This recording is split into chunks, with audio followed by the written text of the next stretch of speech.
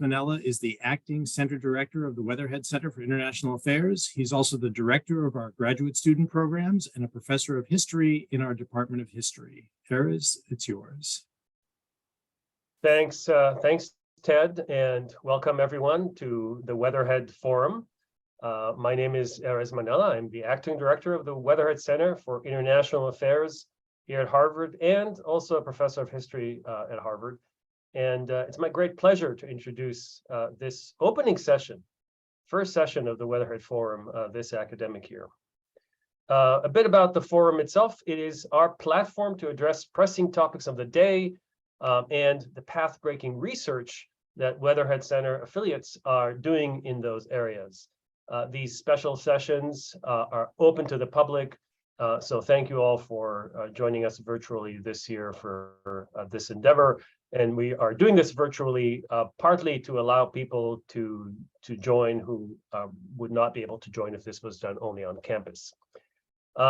Today's session features two of our faculty associates and is sponsored by the Weatherhead Research Cluster on Business and Government, which is housed at the Weatherhead Center for International Affairs. And the topic of our conversation today is a recently published book, just published hot off the press, titled Making Meritocracy: Lessons from China and India from Antiquity to the Present. And this book is co-edited by two of our faculty associates, Tarun Khanna from the Harvard Business School, Michael Soni, my colleague in the history department. And Michael is traveling today, so Tarun will be discussing the book in both of their names, I suppose. This book came out, as I said, just now. And Tarun will be in conversation with Professor Alisha Holland, who will be part of the conversation as a discussant. Following the conversation between Tarun and Alisha, we'll open the floor up to your questions. We'll try to do it roughly around 12:45 or so, and we'll end promptly at 1:15 our local time here. So it's my pleasure to briefly introduce both of our speakers. First, Tarun Khanna, who, as I said, is the co-editor of the book we're discussing today, is Jorge Paulo Lemann, a professor at the Harvard Business School. For over 2 decades, he has studied entrepreneurship as a means to social and economic development in emerging markets. And Tarun is also the director of Harvard University's Lakshmi, Mittal, and Family South Asia Institute. Alisha Holland is an associate professor in the government department at Harvard. She studies the comparative political economy of development with a focus on urban politics, social policy, and Latin America. And she's also one of the co-chairs of the Weatherhead Research Cluster in Business and Government, which, as I said, is sponsoring this session. So Tarun and Alisha, I look forward very much to hearing the discussion about this exciting new research on meritocracy. Alisha? Wonderful. Thank you so much for that introduction, and to Tarun for sharing this book with the forum. So I want to start us off just, this book is incredibly ambitious in scope. So it's comparing the ideas of meritocracy in India and China across history, in perspective uses based on AI technologies, and across sectors from public bureaucracies to elite universities. So I wanted to start us off by just asking kind of what is the thread that unites all of these different uses and conceptualizations of meritocracy? Or to put it differently, the title says lessons. What are the lessons we should be drawing from this huge span of time, sector, and country cases? Thank you, Alisha, and thank you, Erez, and all the colleagues for giving Michael in absentia and me representing him an opportunity to talk about the ideas put together by really an ensemble of scholars who've been meeting about this topic, meritocracy, for the last 5 to 7 years in these countries, in China, India, the US, and a couple other locations.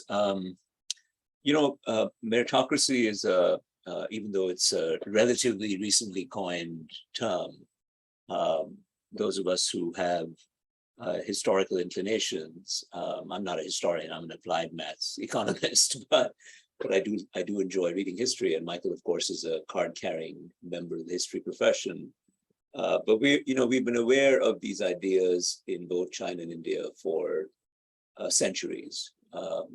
Going back to the 4th century BCE, you can see in the writings of Mencius, the ideas that we should be giving talent its due, regardless of its the individual's social status. You can see it in Kautilya's Arthashastra around the turn of the around the 1st century, the Common Era. So this goes back a very long time, way before the term meritocracy itself was coined.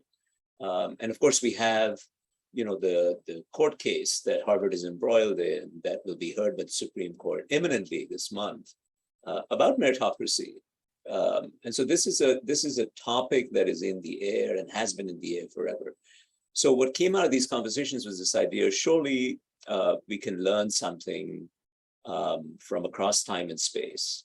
In jargon of social science, Alisha, I would say, we're trying to exploit both time series variation as well as cross-sectional variation in some ways in understanding how this idea of meritocracy has been thought about and implemented and so on. You asked, what are the lessons? I would say the lessons are embodied in the cover of the book says "Making of Meritocracy," the making meritocracy. And I think making meritocracy basically says it all, which is meritocracy is never an end state, shouldn't be thought of as an end state. It should be thought of as a process. If you want to be pessimistic about it, you can say an unattainable ideal in some ways, if you think of it as an ideal. And some of our colleagues have recently said it shouldn't be thought of that way at all. So we can get to that point, I'm sure, Alisha, in the conversation. But the main point that we'd like to make is that there is no American exceptionalism in the angst-ridden debates that we see, in the pages of the New York Times, or the Wall Street Journal, or the Crimson, for that matter. That these are issues that have been adjudicated in societies across time and space for millennia. There is really nothing here. It's deja vu all over again, to quote a more eminent person than me. So what do I mean by that? What I mean by that is, regardless of the society, in this case, China, India, or for that matter, the US, whatever time you look at, meritocracy seems to almost sort of contain the seeds of its own limitations. In other words, no matter what system we put in place to measure and promote or advance people considered to be meritorious under a particular system, and that varies by context, eventually those designated as meritorious capture the system. And there is a colloquialism called Goodhart's Law, which is alluded to in one of the chapters by some of our friends in Singapore, that essentially say that no matter how you set it up, it will be gamed by those in position, those deemed to be meritorious, by whatever fair or foul means they acquired that designation. And in that sense, a system that is designed to upend inequity ends up being seen as promoting it. And that's why those of us who think that it is a good idea to continue to try to aspire to meritocracy, which includes Michael and myself, and includes most, if not all, of the authors in the volume, feel that we should constantly be trying to make meritocracy. So that, I would say, is the primary lesson, Alisha, regardless of time and space. Mm-hmm. And given that you did bring together this big group of scholars, I'm curious what sort of debates you guys had about the definition of meritocracy. Were there differences of opinion in how it should be defined? In the book, there's often a desire to define it in terms of the negative, so in contrast to patronage or caste. Was that easier for your group than to define it in positive terms, or did you relatively quickly arrive at a working definition of what it entails? Yes and no to all parts of that articulation, Alisha. it's I think in sort of abstract terms. That's just the nature of my mind. And so I would say that when you look at, of course, at some point, what was considered meritorious may have been, swordsmanship or horse riding or calligraphy. And today it might be writing a computer program or, writing a well-reasoned argument. But regardless of what particular aspects were thought of as indicative of or signaling merit, I think in an abstract sense, we could say, and these varied by context again, by time and space. I think at an abstract level, merit was always a function of some degree of ability and some degree of effort. Right? So you can think of it as a function translating ability and effort into something that society considers to be good and meritorious. And the complication, of course, is that both ability and effort are a function of things that are not purely natural endowments. You can think of the familiar nurture and nature debates, and that's where the issue arises that pops up over and over again in societies. The idea that you may be meritorious today, not just because of some natural endowment of talent that you were given, but because past privilege allows you to hone that talent or augment it over time much more fulsomely than somebody who was not thought of as meritorious at the beginning of this hypothetical process. And so there is a degree of unfairness to the entrenchment of meritocracy that arises. So these abstract characteristics, it is true that definitions of merit vary dramatically across the setting, but to the extent that you rely on the abstraction that I just afforded, which is merit as a function of ability and effort, both of which the arguments of that function, if you will, are both contextually determined. Our feeling was that the conclusions that I was articulating in response to your opening question were robust to the particular definitions of meritocracy. So it's not that we don't consider the definitions to be important. Of course, they are super salient in their time and place. But we feel that this idea of the making of meritocracy as being the point, as opposed to the arrival of at a meritocratic or a non-meritocratic state, is independent of the particular definition that one uses. So, and I'm sorry, but we definitely had heated debates about this in the both in in the meetings in Cambridge as well as the meetings in Asia that we repeatedly had a chance to get together with our colleagues.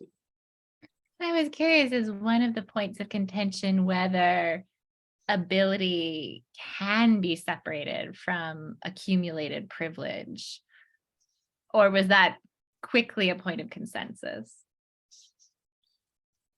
It's very hard to separate ability, whether you see one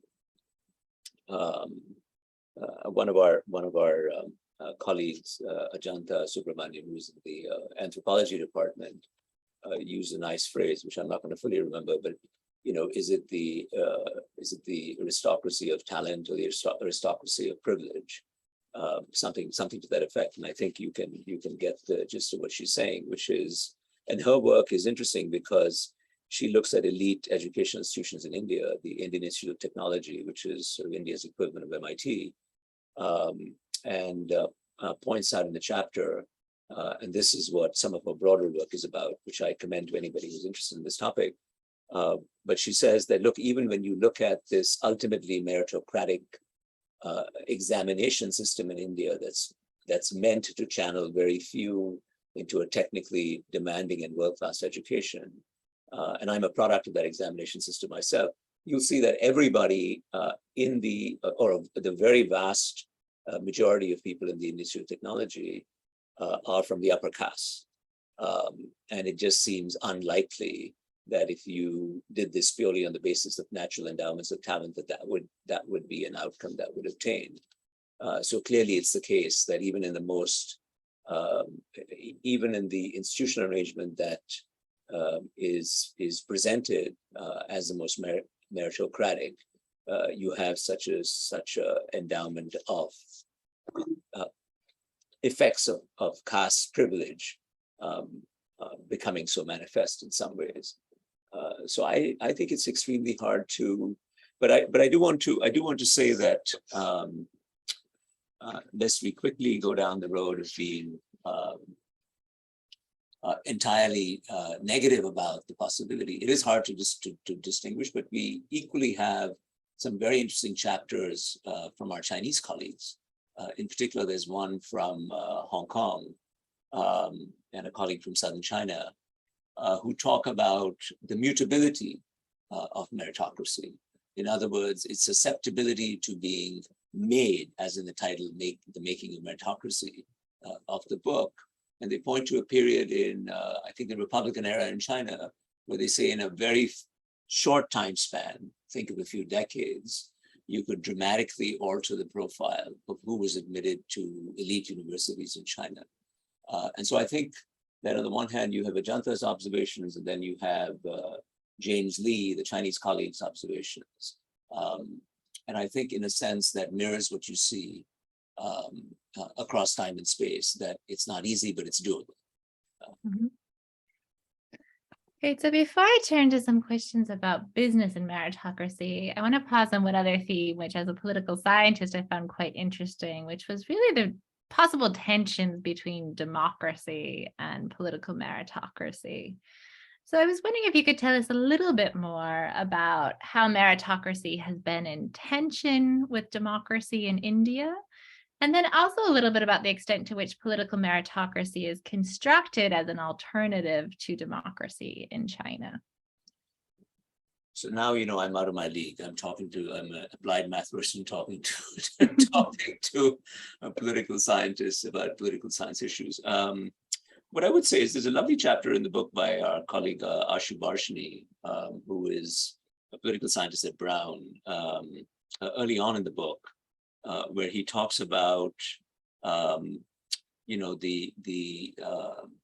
debates between B.R. Ambedkar, who was a member of the so-called Dalit caste and amazing intellectual at the birth of the modern nation state of India, the drafting of the Constitution of India, and how there was this explicit discussion of democracy versus some notion of meritocracy and so on.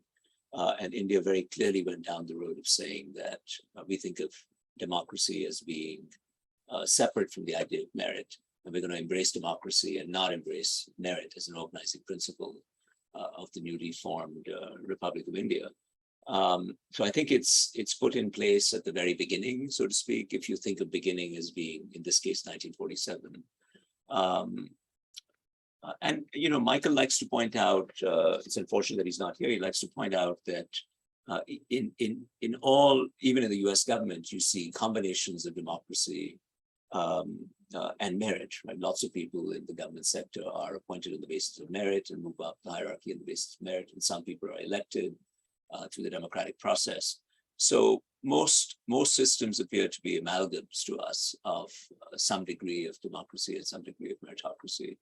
But again, I would go back, Alisha, to one of the nice exercises of engaging with people from very different disciplinary backgrounds, whether it's philosophers, moral philosophers, legal scholars, political economists, political scientists, applied math people, engineers, is that at the end of the day, we were looking for, before we could aspire to have a book that had a point of view, we had to find one, right? That transcended these individual conversations.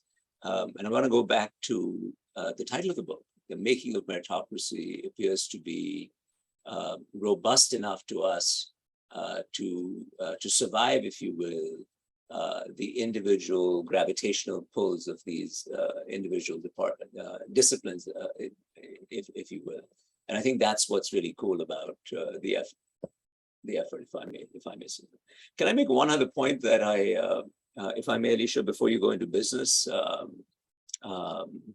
which is this idea of, so the one thing that I said at the outset that we learn from the book is this idea that meritocracy is never fully made, that it's constantly being in the process of being made and being unmade, if you will. And it behooves us to think about trying to continue to make it better and better, even though we realize it's a Sisyphean task at some level. The second thing that comes out quite strongly, again, both in the historical part of the book as well as the contemporary and forward-looking part of the book, is this idea of compensatory discrimination, right? This notion that societies, again, all these societies in time and space have chosen consciously to depart from, if you will, to embrace short-run departures from meritocracy in the service of longer-run meritocratic outcomes. And that is a very conscious debate and discussion that goes on. You see it in our discussions of affirmative action in this country. You see it in the reservations debates, angst-ridden as they always are in India. You see it in the Gaokao in China, in the admissions process in China. You see it pretty much all the time. And there's always a question of whether you get the balance right or wrong, whether the willingness to depart from purely meritocratic outcomes at a point in time is being underdone or overdone, whether it's being done for efficiency reasons or moral reasons, whether you're getting the balance right, and you see the pendulum shifting. And I think that, again, is a process that we're going through in this country at this time. Maybe that's a nice segue into business, because I think one of the questions about the sort of relationship of business and meritocracy is, on the one hand, you have chapters in the book that basically say, you know, ideas of meritocracy and efficiency and a selection by merit are actually imported from the business sphere. So like Daniel Bell makes this argument about China. And then the question is, does meritocracy make sense in the political sphere where we care about other things, whether they're virtue or regional dynamics or dynastic dynamics? And in others, like Ashish Varshni's chapter, the argument is really the opposite, which is that meritocracy, or at least the making of meritocracy, is something done in the political sphere as a project, often to compensate for other forms of meritocracy or other forms of privilege. And it's business that's sort of the laggard, that doesn't fully embrace meritocracy in a certain sense and maintains the old systems of privilege. So do you think there's a kind of common trajectory in which business either leads or follows discussions of meritocracy, or how do you think ideas of meritocracy in the business world end up translating into political projects? So let me anchor on my deeper experience in India and the US. Just to be clear, my experience in China is limited to rudimentary knowledge of the language and traipsing around for 20, 25 odd years in China, but I am not by any stretch of the imagination an expert in China. So let me anchor in my attempt at a response, Alisha, on both the US and India. I think in both these instances, I would think there's a push and a pull. There are plenty of instances that you can see in both these countries where business has been the leading proponent of ideas of meritocracy. In fact, you see it play out in India, in contemporary India at the moment, when the private sector is very much, I would say, averse to being forced to embrace ideas of reservations that permeate the public sector in India, as well as the educational institutions, many of the educational institutions. And so far, those demands for reservations, or those admonitions from the state and society to embrace reservations is just a term for affirmative action in India, so to speak, speaking loosely. So far, that has not trickled into the private sector, except in very small instances where some private schools have been told that they have to keep some seats available for disadvantaged communities and so on and so forth. So the private sector is an entity unto itself, very much embracing meritocracy, more embracing meritocracy for efficiency enhancing reasons, because it has to function in a competitive setting. And it's interesting, you know, one sort of boundary condition to what I just said is there is a sense in which a related debate plays out, which is the idea that embrace of diversity, and we see it in the so-called, the acronym in this country these days is DEI, diversity, equity, and inclusion. We see it in the DEI debates in the United States and also in India, which is that to the extent that we can embrace diversity, we end up getting even higher degrees of efficiency, ostensibly because you have different points of view around the table and you can reach a more you have more fulsome data on the basis of which to make some kind of conclusion. So in those instances, you would say that, embracing the meritocracy is not in tension with being more inclusive. But by and large, I still think of the private sector as being primarily a bastion of embracing what most would think of as a pure form of meritocracy in both these countries, and recognizing that there is some degree of efficiency enhancing that goes with moving away from that, but also that there is a moral responsibility that business has towards society.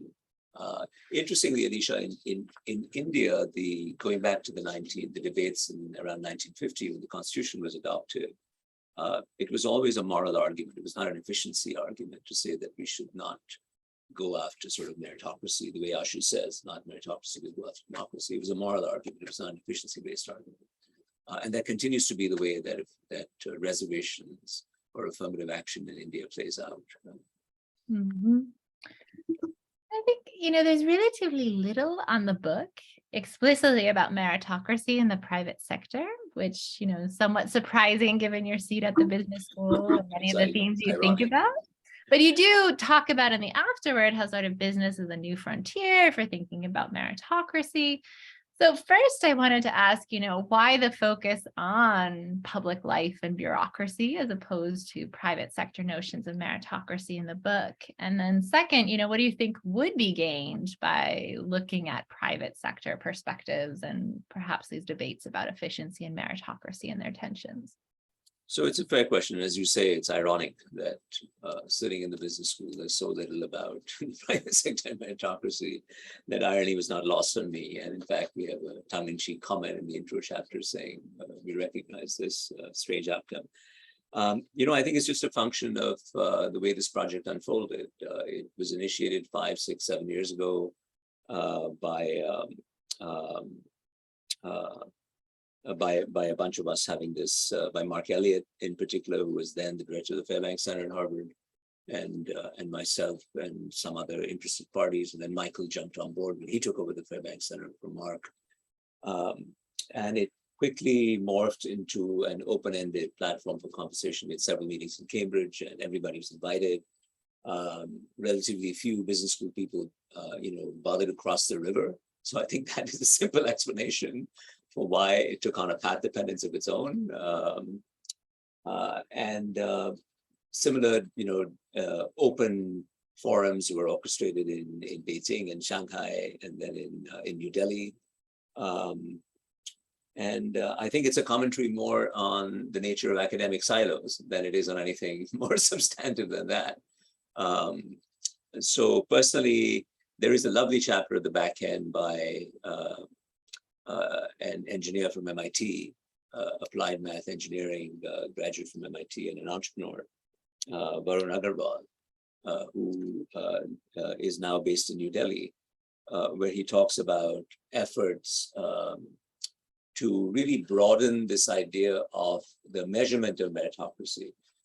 One thing I would say, Alisha, and this was the second part of your question, is that in reading what had been written in the formal literature on meritocracy, including some of the newer books, one gets the feeling, at least I got the feeling, that it's a fairly limited debate. It's a fairly limited empirical arena that's being considered. It's primarily, and I'm caricaturing here, and I'm sure some people take exception to this with this, but it seems to me to be, if not primarily, at least centered on elite universities and who gets in and who doesn't.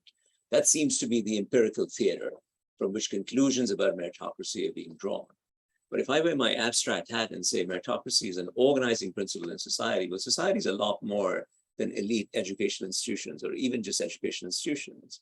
to me, when I think of meritocracy, I think of it as a system of rules that society agrees upon by which talent finds an appropriate mapping to occupation. And subsequently a system of rules that nurtures that nurtures talent so that it develops further in some ways. Nothing in that abstract description says university or education per se. It applies as much to my stylized and limited mind to the gig economy today. It applies to the private sector. So my criticism of our project would be that it's overly centered on the political arena and overly centered on education institutions, and not on the bulk of people, particularly not on the bulk of people in China and India, who are not employed in these sectors in some ways. And what I like about the chapters at the end, particularly Varun Agarwal's chapter, and then a chapter by a gentleman named Babu and another political scientist at Johns Hopkins, Devesh Kapoor, is that those two chapters are taking us to task for it, or taking, by us, I mean the collective us, the profession, to task, and saying that if you really want to be serious scholars of meritocracy, you should broaden your empirical areas of inquiry. And I think one of the primary limitations is, this is, again, if I may be a little cheeky and rude, this is a version of that old adage, right? That, why are we looking for the ring under the lamppost, because that's where the light is. The light in this case is measures of meritocracy that are easier for us academics to come by sitting in universities. Whereas how do you measure merit in a gig economy? It turns out it's doable. You just have to put your mind to it. So that to me is what I hope the book will, that's a generative part of this process, which is I hope that it spurs more thinking about broader implications of and characterizations of meritocratic processes such as they are.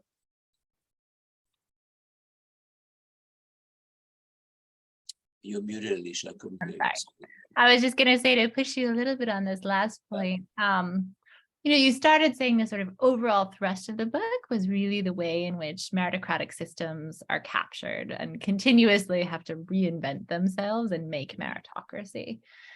And where the book ends with the Agarwal chapter is in some ways very uncritical of the new measurement systems that could be applied and are being applied in the business world. So this chapter is really about, how you can use AI to screen resumes and mapping talent to a much broader set of occupations, which on the one hand is really exciting. But I think the question that it left me with was, what does capture look like in that sphere? And how does it happen through business channels and not just the sort of channels of political life that much of the book sort of talks about? So I wanted to ask you a little bit more about your optimism in terms of measuring meritocracy and whether the criticism of capture continues through these new extensions. I think it's a terrific observation. Thank you, Alisha. And so by the inclusion of that chapter, I think both Michael and I wanted to signal that to our fellow academics that we should be looking more broadly, for sure. That's the purpose of including that chapter. But the purpose is not to endorse the particular technological take of that chapter. In fact, if you just look in our local neck of the woods, you look at even Media Lab at MIT, there's a whole host of ventures and startups running around purporting to measure how people engage with each other in the workforce and how you can map that to different outcomes. It's received a huge sort of fillip with the work from home debates about what are efficient ways of doing things and how do you characterize the meritorious, to use our the language of this particular webinar. How do you characterize what constitutes meritorious in this ambience? So I think it's a moving feast, and by putting Agarwal's chapter in there, we're not saying this is the way to go. We're just saying that look, this is emblematic of the kinds of things that could be done. We don't have to just rely on the SAT scores and Harvard's admission policies or Tsinghua or IITs to infer broader patterns about meritocracy in these vast and complex societies, we ought to be shining a light on other less examined arenas as well. And apropos your point of capture, I absolutely think it continues to apply, even in the gig economy. I mean, there also you see people who are, I also wear a hat as an entrepreneur in developing countries. That's one of the things I do as my limited time away from the academy. And you can absolutely see it play out even in the private sector, where a particular subset of society is seen as meritorious, and then the rest of us automatically gravitate to that subset for access to what we presume will be the next set of meritorious people. So we're using proxies of current members of the meritorious set to determine what is likely to be, or we're biased in that direction to continue to think that that's where merit will occur, which is exactly what you saw in the Mughal era waterworks or the Chinese river dam management families, right? That somebody continued to be seen as the meritorious manager of waterworks in the Mauryan Empire, the Mughal Empire, or a particular dynasty in China, because, well, we know that those people are the meritorious ones for this, and so we'll use that proxy. Isn't that different from what we do in the universities to some extent? Oh, we know that those schools produce really good people, and so we should look more closely at them. It reduces the transaction costs. And of course, we're aware intellectually of these biases, and so we try to combat them. But I think that this permeates us all as human beings. It is not a function of just this. But we will know when more of us do such exercises, I hope. Mm-hmm. And I think to dig into some of those cognitive effects of meritocracy and also bring this conversation back to Sandel, one of his points is that meritocracy isn't simply harmful because capture, in the sense that, those who already have privilege are able to game whatever system we have for measuring meritocracy, but also that they come to believe that they are meritorious and have done this based on their own effort and ability, rather than that they have been lucky or that they have some responsibility to the collective conditions that allow them to prosper and rise to the top. So I was wondering how you see that argument playing out in India and China, and whether you think that the sort of belief in a system of merit is its fundamental harm, rather than the actual association between privilege and merit, perhaps. So I think Michael is exactly correct, and I think you see it play out in both in China and India as well. That those of us who are fortunate enough to be thought of as meritorious in those societies, no doubt think that it's primarily due to their own efforts in some ways and not due to some accumulated privilege. Or I shouldn't say primarily, but are conscious of that. I think he's right in pointing out that is an insidious effect. I don't know about the conclusion, though. The conclusion is, therefore, we should not embrace meritocracy. That's where Michael Saunier and I would depart from Michael Sandel and say we don't really see a better outcome. And frankly, these debates about meritocracy have been considered over time and space. Again, America is not exceptional in this regard. This has been going on for centuries and centuries. And every time, the one thing I would say is that in all these societies, people are still embracing meritocracy. Now, we would have to, perhaps Sandel would still think, after seeing this roll out across time and space, across centuries, that we should all be tossing out meritocracy. But it's not clear to at least Michael Saunier and I what the alternative is. But I do think that the central observation is correct. And it's one that, again, Ajanta points out as well. And there's another economist from New Delhi, Ashwini Deshpande, who also writes in a similar vein.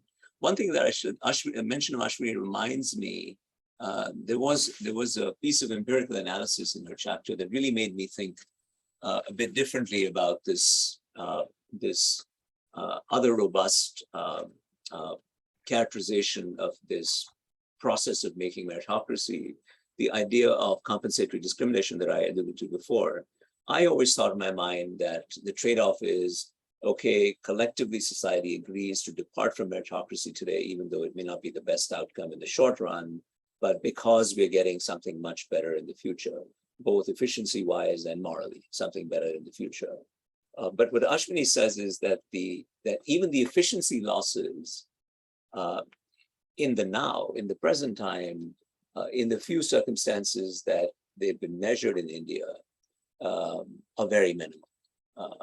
And so we shouldn't overstate the costs of, in that case, reservations of affirmative action, because we might just be thinking of overstating it. And in fact, the true insidious cost is the cognitive cost, but a different kind of cognitive cost than the one that Sandel is talking about.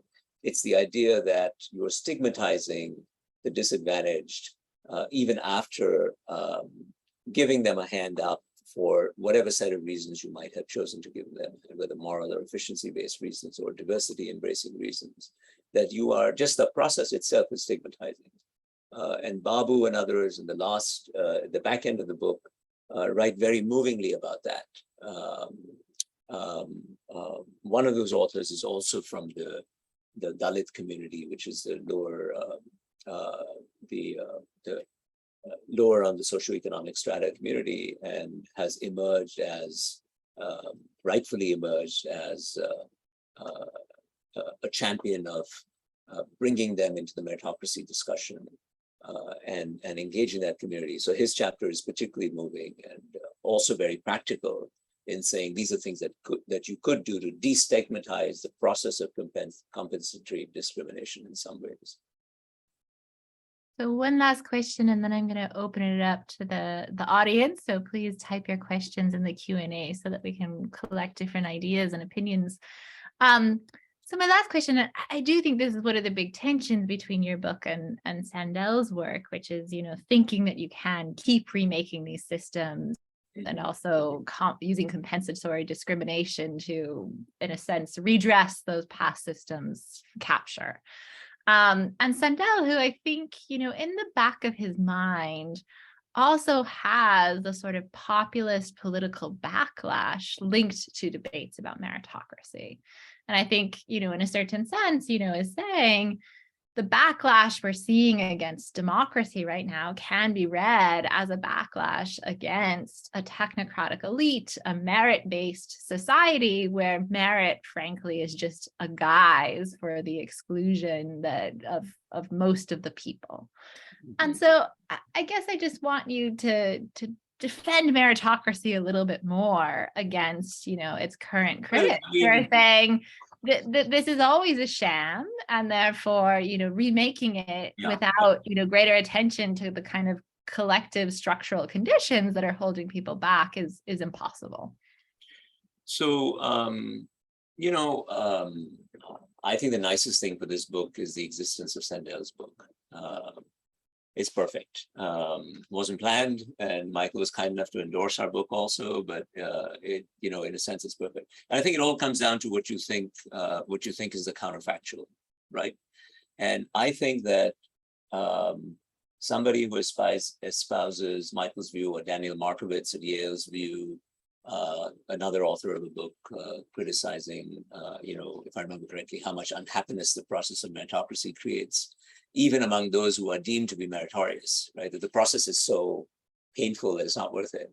I think, we may be suffering from the fallacy of the idealized counterfactual, right? That there's something in their mind that says there's a utopia out there and we should really go for it.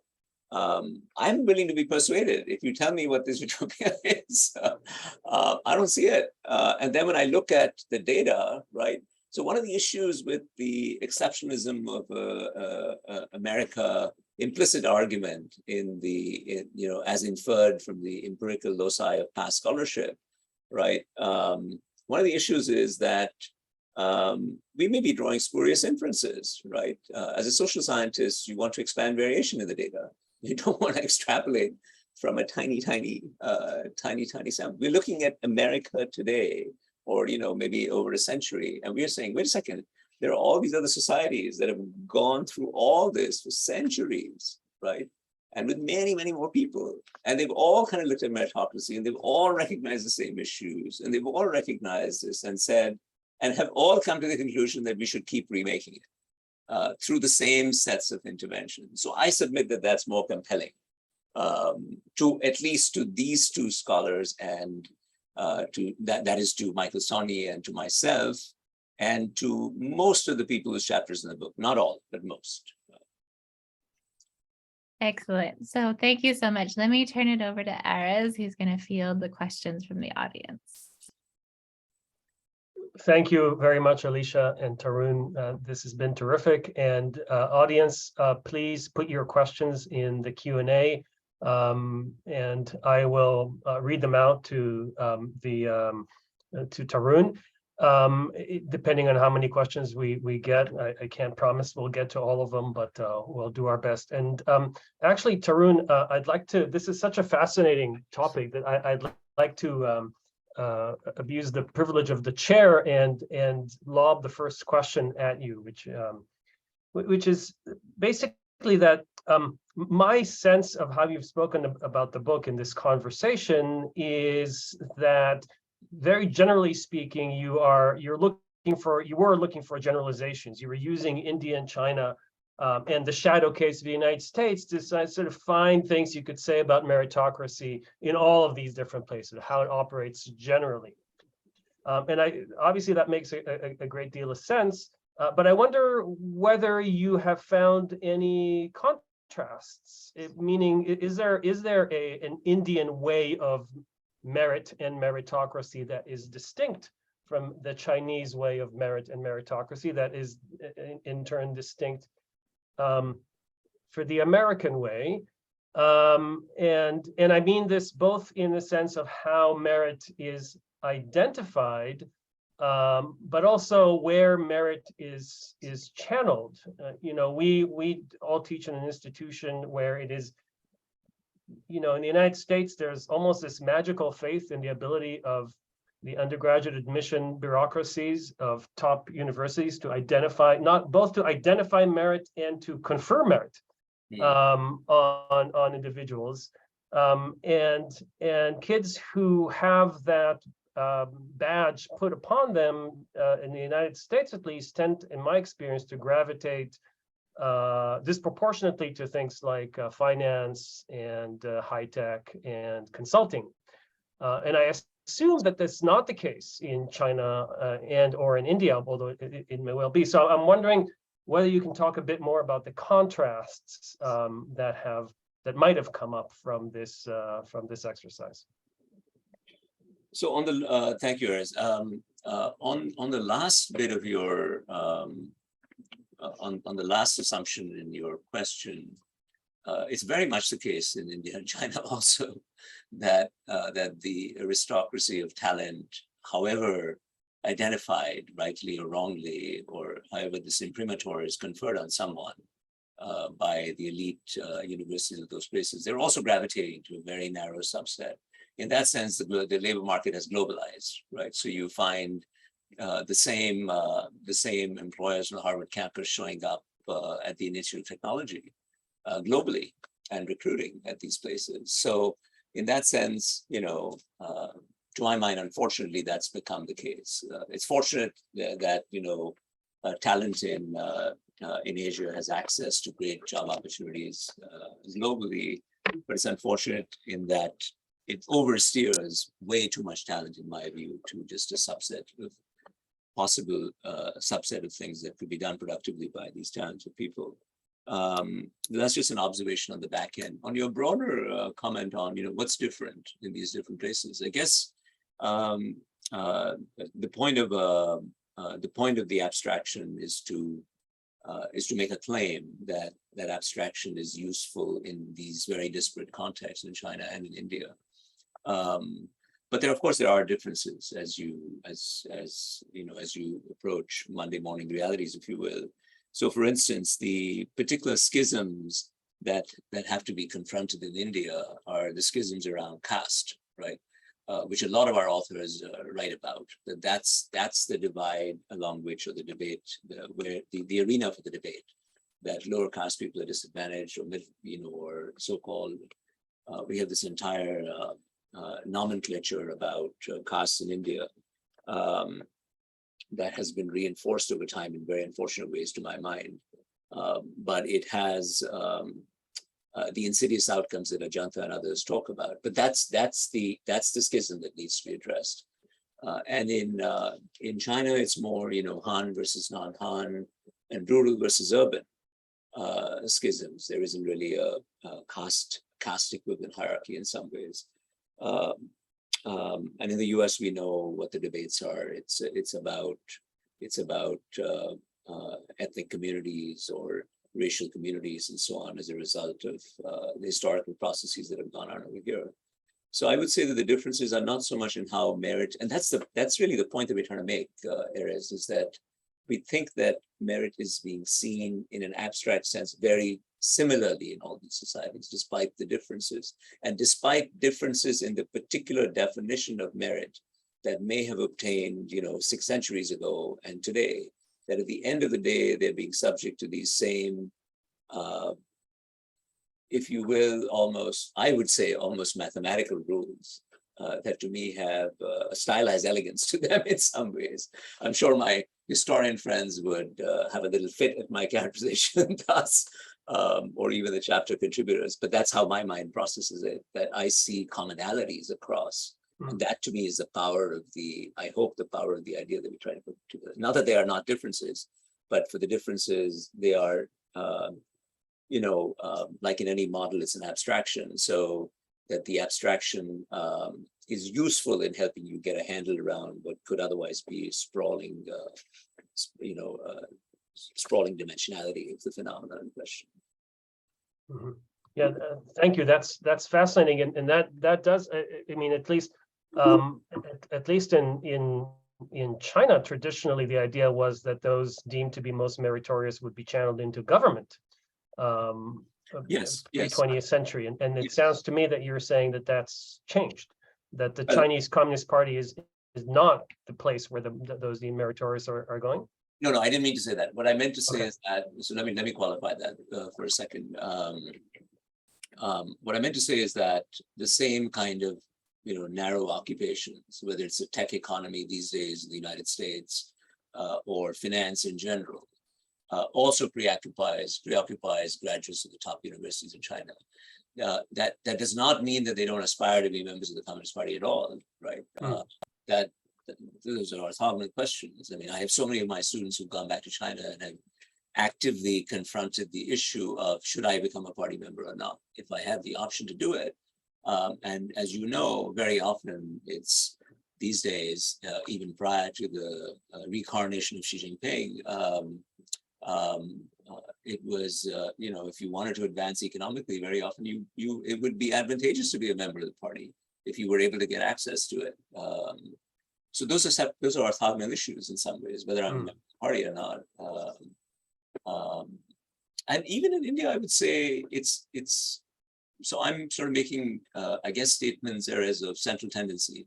And there's plenty of variation around it, right? So even in India, the Indian Administrative Services, which is our elite, the elite bureaucracy that was bequeathed to us as a descendant of the Indian civil service from the time of the British, still is super duper highly competitive, even more so than the MIT equivalent of India, and attracts people. So it's not that it's not happening. But if I walk around the top 5 cities, the top 10 cities in India and in China, you'll see a lot of people wanting to go to finance and tech, just like you see on the Harvard campus. All right, we have a couple of questions now in the queue. So let me just read out the first one by Constantin Brissot. And the question is as follows: wouldn't it be interesting to define meritocracy as a system of justification of privileges? I guess it somewhat overlaps with the last point that Alisha was making, in the sense of Weber, and then to historicize its meaning over time. For example, could meritocracy be thought of as the catchword of a new wannabe elite against the old caste system in India in the context of a need of new justifications for domination? And would it be Eurocentric to track this new set of justifications down to the revolutions of the 18th century and the need for governments to define themselves as democracies nowadays? So it's a long question, a lot in there, so make of it what you will.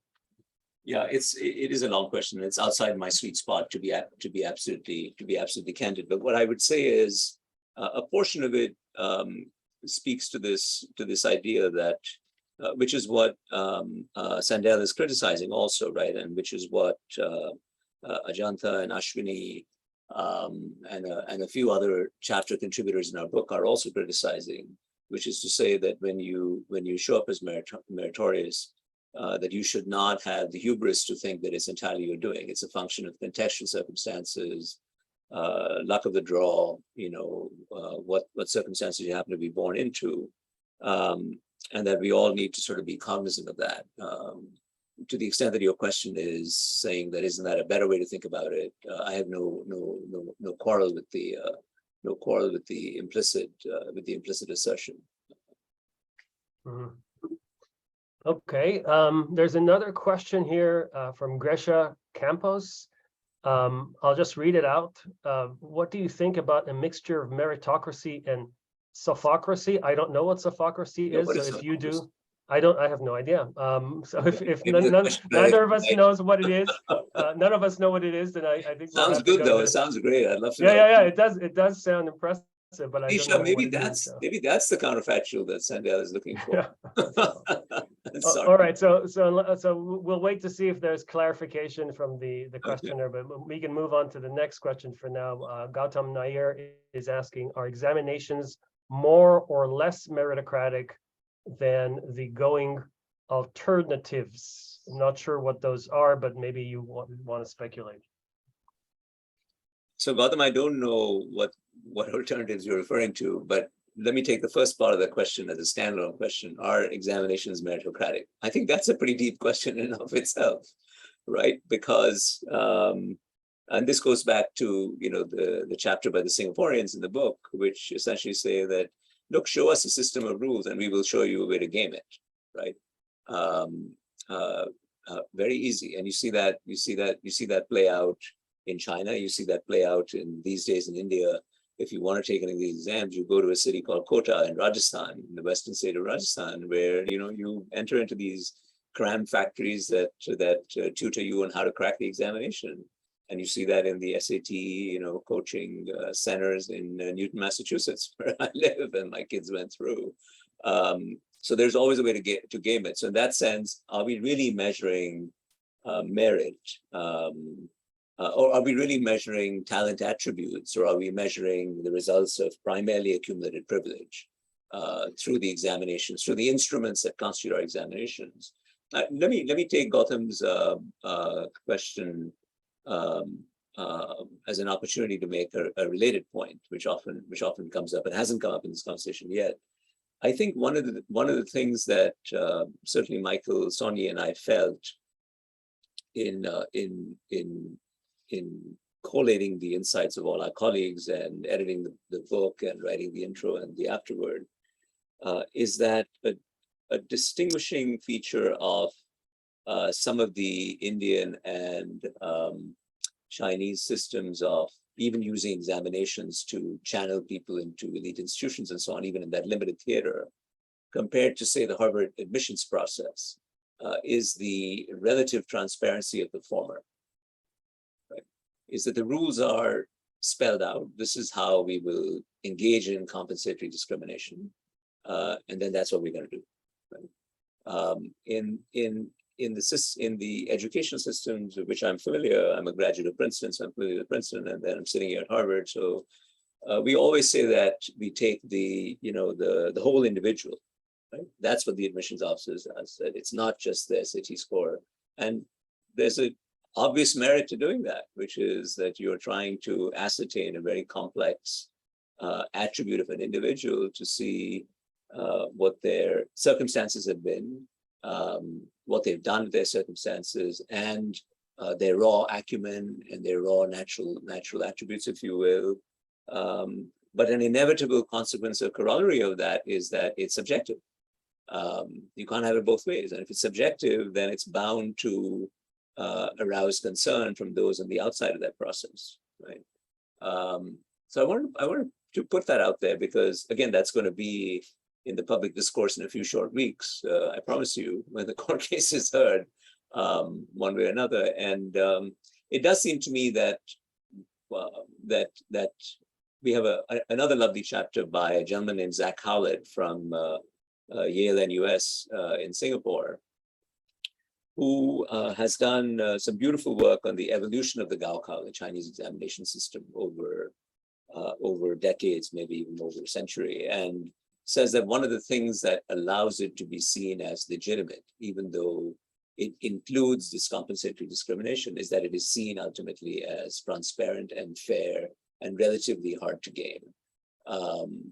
So make of that what you will, but I think there is something to be said for this, for a conversation about the pros and cons of not being fully transparent about the process by which people are admitted to the high temple of meritocracy in some ways, of being seen as meritorious.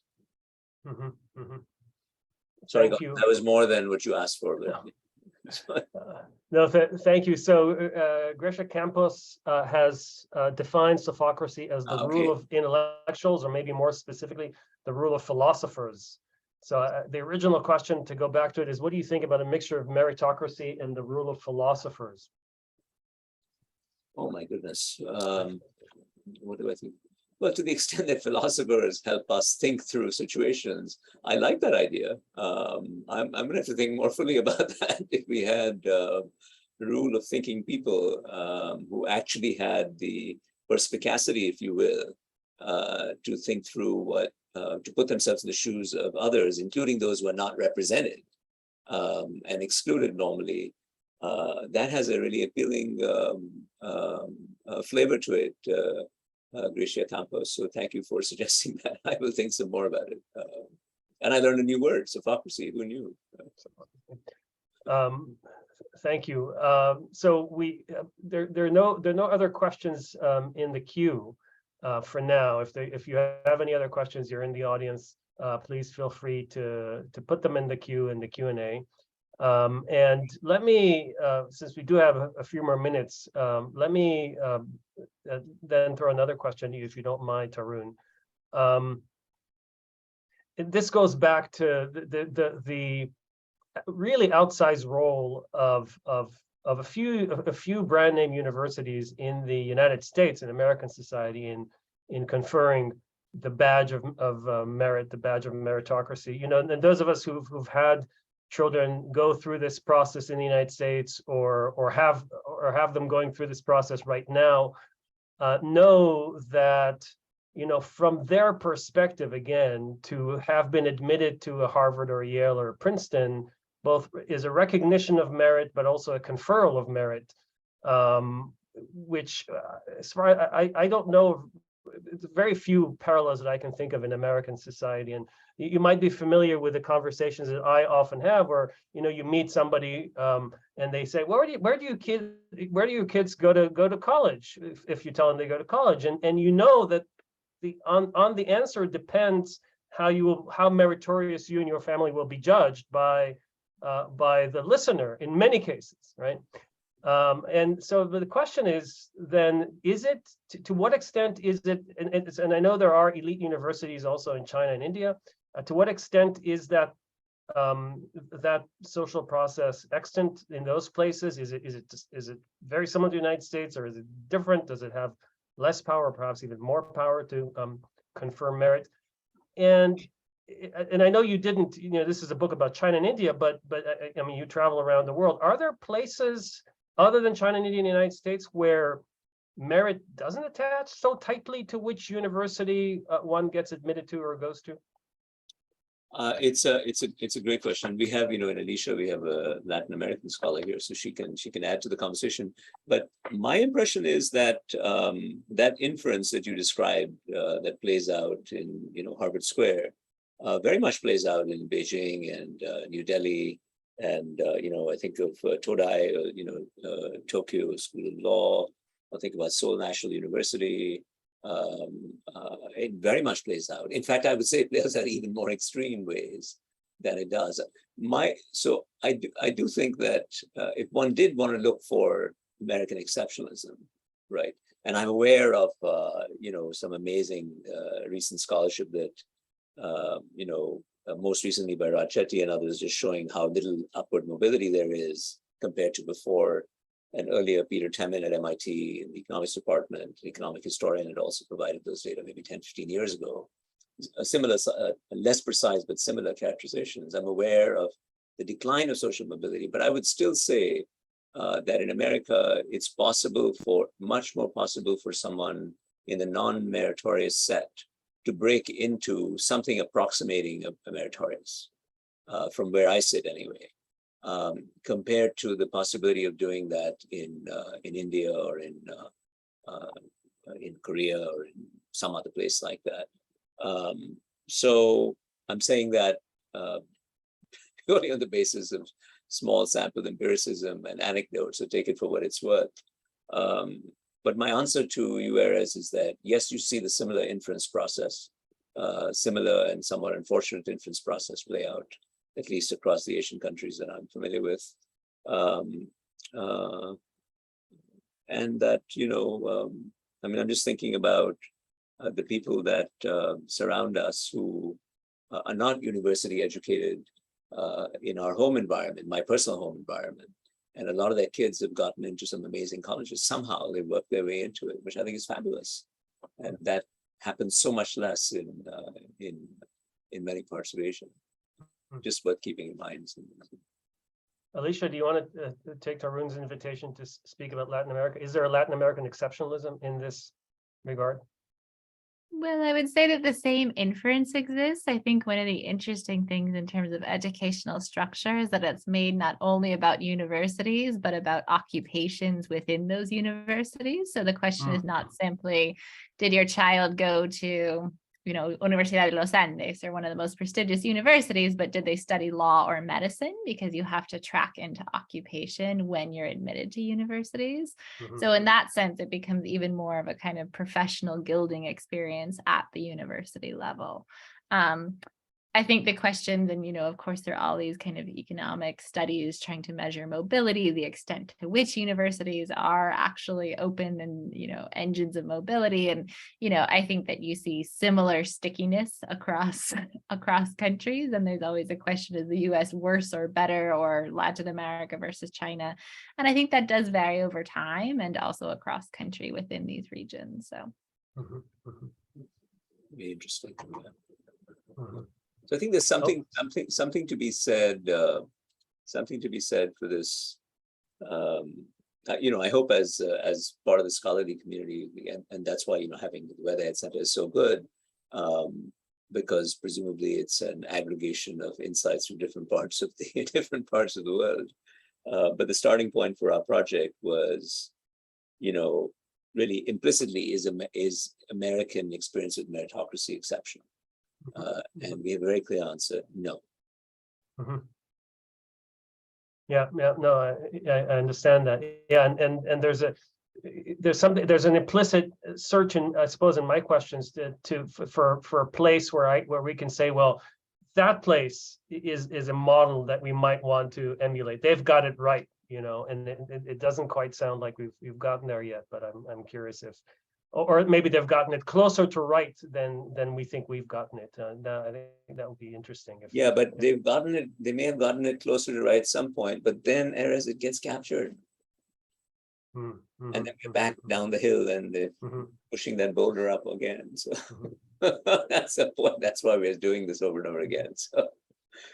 There's another question now in the Q&A from Shunan Yo, and it is: to what degree do you think China's ideology on meritocracy has been shaped by U.S. exceptionalism? I'm not exactly sure what Shunan means by U.S. exceptionalism, but maybe you can interpret. I'm guessing Shunan means this idea of elite university. So I guess my quick answer would be it's probably not shaped because you see the same ideas, for centuries, way before we saw them in the US. So my guess is it's not really shaped that way. It might be reinforced because you've got a lot of people going back and forth. And, as you know, students in China compete like crazy to try to get into the top universities. And then some small number of them, particularly in the last few years when China has been booming, relatively fewer of them have aspired to come to the US or to go to other places. But that might well reverse itself. And I don't think it's been shaped that way at all. That's not my sense. It might have been reinforced, but not shaped. Okay, since we're close to time and I don't see any additional open questions, I'm just going to say thank you to you, Tarun, and thank you to Alisha for leading the conversation. And the book is available now, and it's absolutely fascinating. So we hope you purchase a copy and learn from it as we did. Thank you very much. Thank you. Grateful for the opportunity. Thank you, Alisha, Erez, colleagues at Weatherhead, and people on the screen or wherever, in the ether, as it were. And thank you all of you who've joined us today, and we hope you'll join us for the next Weatherhead forum next month. Thanks, everyone.